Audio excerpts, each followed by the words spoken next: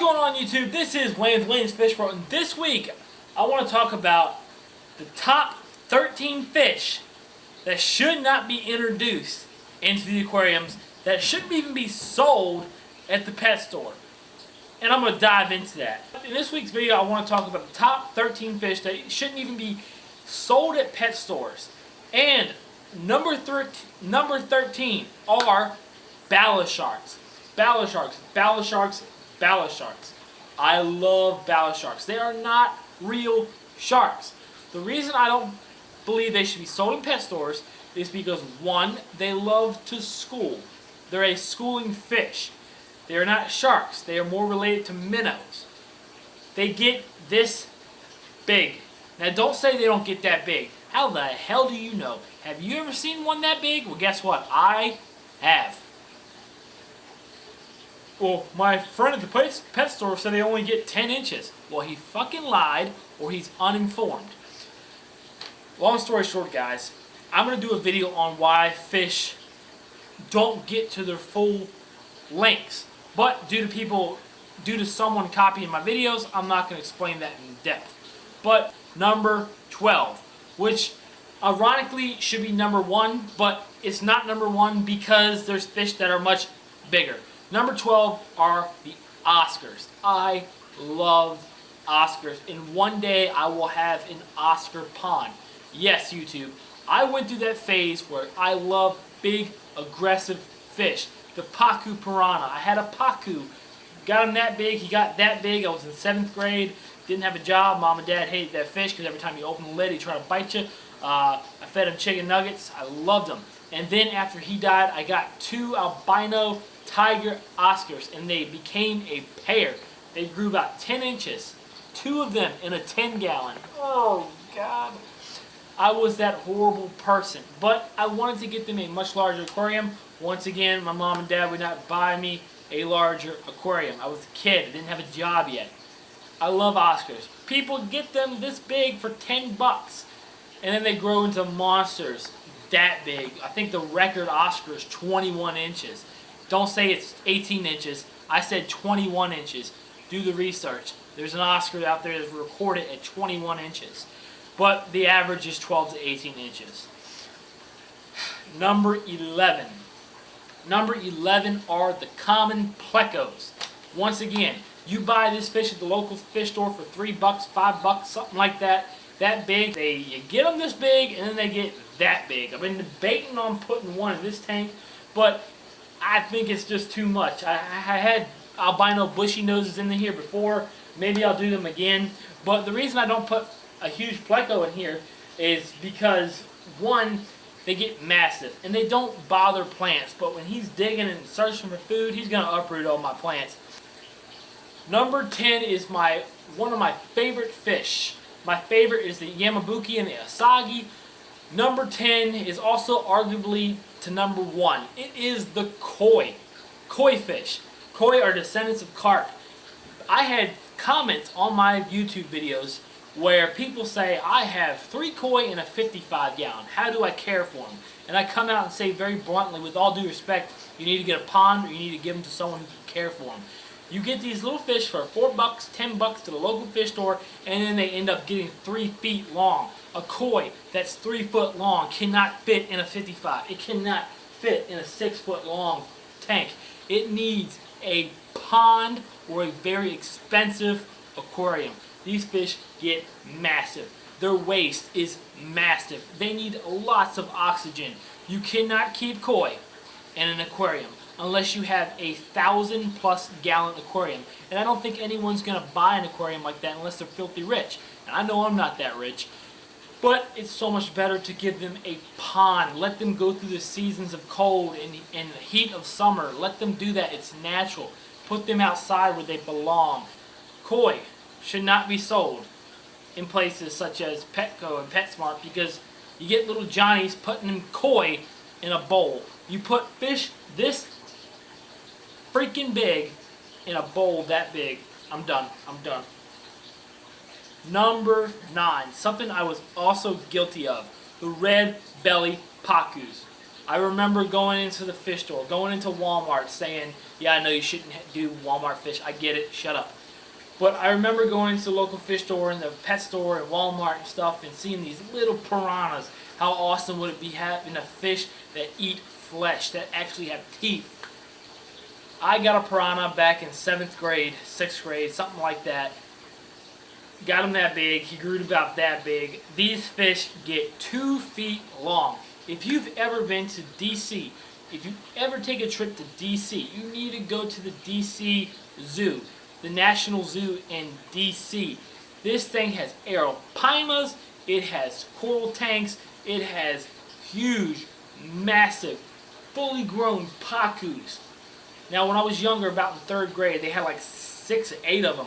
Now they only got about 2 or 3. The fish are obviously aging, but they're massive, and you need to go see them. The bad thing about these fish is, one,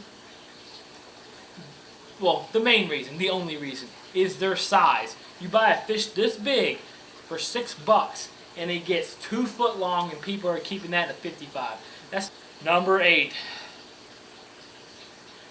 Joey just did a video on it, and I was kind of skeptical of releasing this video because it kind of made it sound like I was copying off him, but I had his idea way before he released his Halloween video, and you did a good job, buddy. But alligator gars. We have these in the 2 rivers that are surrounding me, the Potomac and the Rappahannock. These fish grow 8 feet long.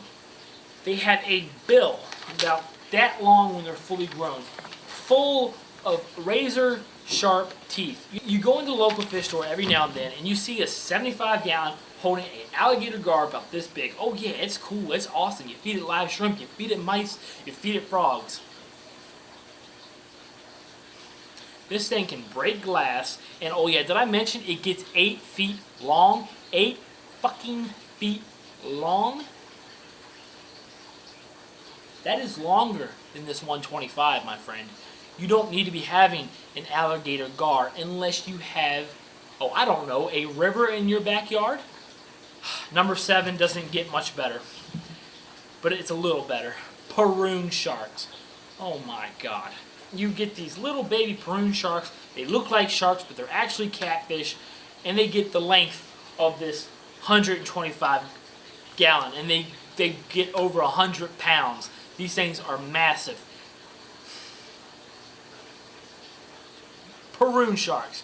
Get them off the market. I'm so glad we don't see these things in pet stores as often. We don't see them in PetSmart anymore. We don't see them in Petco. There's a guy on YouTube. He has a big-ass pond. He keeps Arapaima. He keeps stingray. He keeps Oscars. He keeps pacus. He keeps all the fish that I'm listing on this video that you shouldn't house. But unless you can provide for the fish like this gentleman does, then you shouldn't have them. Bottom line. Number 6.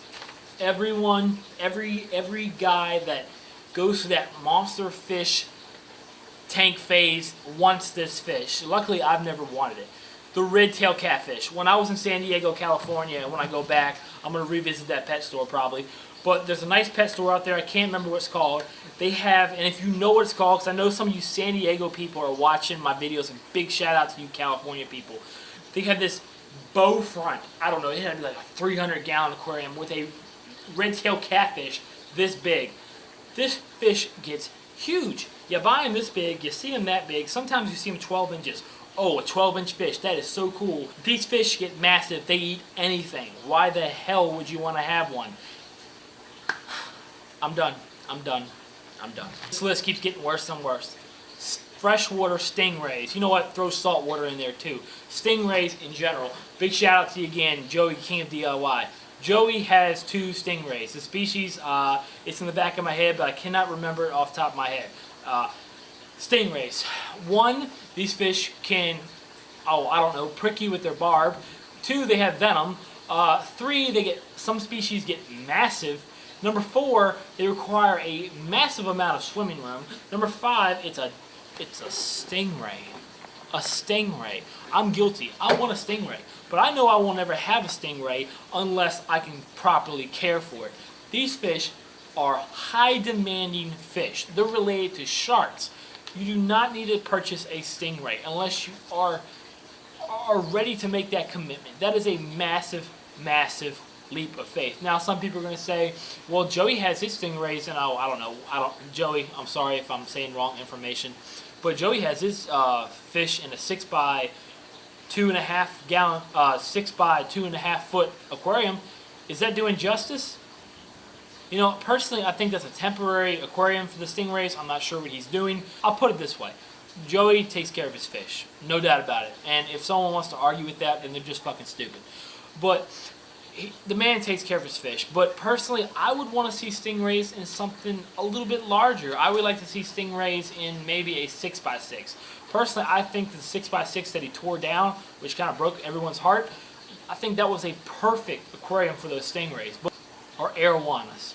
I want an Arowana. I've always loved Arowanas. You guys know I love Amazonian fish. I would love to have an Amazon tank, 12 foot long with Arowana, massive angelfish, Oscars, Geophagus, big ass plecos. I would love it. But Arowanas get huge. 125 gallons not even big enough for an Arowana. An 8 foot long aquarium is not big enough for an Arowana. They don't need depth. They don't need that. They need length. Honestly, for an Arowana, these fish get 4 feet long. You would need, in my opinion, this is my opinion, you would need at least a 16 foot long pond for an Arowana to keep that thing happy. Because if you don't, it's going to jump and you're going to have a dead fish on your water. And that's what happened with John with KG Tropicals. And once again, no offense to John, this is how we learn through our mistakes. I didn't become a genius overnight. I learned through mistakes. And this video is making sure you guys don't make the mistakes like we did. The next one on the list is not the Arowana. It's the mother kraken, Arapaima. Like I said, guys, if you ever go to DC and Maryland, you need to check out the DC Zoo. It's got Arapaima in there. Oh my God, they are beautiful. When you see these fish in person, you understand why they are the king of freshwater. Yeah, screw the discus. These are the kings of freshwater. They are just absolutely amazing fish. How should I say this? They are one of the largest freshwater fish on the planet.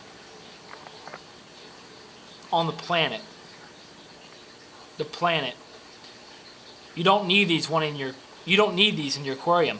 The scary thing is, I remember they finally took it down, but you could go on Live Aquaria and purchase baby Arapaimas. I'm done. That's stupid. Number 2. This is probably my personal favorite, and this is why I got number 2 on the list. A fish bigger than the Arapaima, which is also freshwater and brackish and salt. But this fish comes into freshwater to have its babies, just like bull sharks. This fish gets longer than the Arapaima. This fish is a messier eater. This fish is one and only the sturgeon. You could go on Live Aquaria in the past, type in sturgeon, and you could buy sturgeons.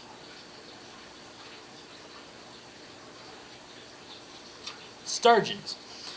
I guess what they were considering is these fish grow slow. Yeah, I get that. But they're sturgeons. These things get huge, over 16 foot long.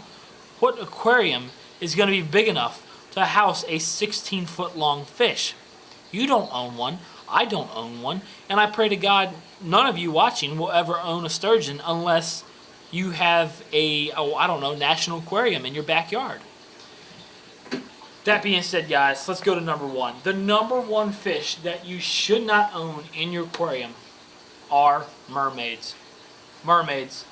Your teenage guys, your hormones are raging. Your older guys that are single, or maybe you just got a side chick and you want the side chick to be a mermaid. Mermaids should not be kept in your house. 1, if you don't feed them, they get hangry. Oh, that was sexist as fuck. Should I delete that? Nah, fuck it. But, mermaids, they might eat you. Mermaids are actually known to kill man. I actually had footage of a mermaid that I used to keep in my 125 gallon, but the CIA and the FBI actually took it down and came to my house and said that you know, I had to remove the mermaid, and they actually forced me to hand it over to them. True story. Not really. The CIA and FBI never came to my house. So if you're watching, please don't come to my house. I'm innocent. But guys, let's be serious. The mermaids are on this list. Are they out there? No.